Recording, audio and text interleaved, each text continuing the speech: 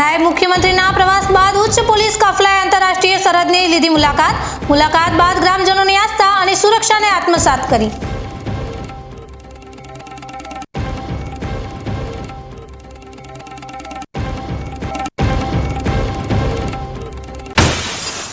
ધાનેરાની ધરતી પર એકતા યાત્રાને લઈ પ્રાંત અધિકારીના અધ્યક્ષસ્થાને યોજાઈ બેઠક।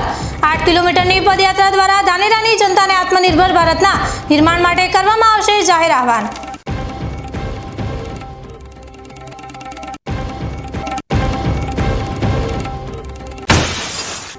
બાબરની ભૂમિ પર મતદાર યાદી સુધારણા માટે જાગૃતિનો જોશ। મંત્રી સ્વરૂપજી ઠાકોરના નેતૃત્વમાં બૂથ લેવલ ઓફિસર અને આગેવાનોની હાજરીથી લોકશાહીના પર્વનો વધાર્યો ભાર।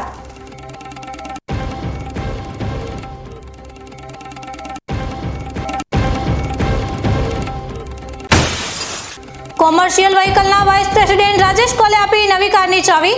પ્રદૂષણ મુક્ત ટેકનોલોજી લાવવાનો વાયદો કરીને માહોલ બનાવ્યો ભાવિ।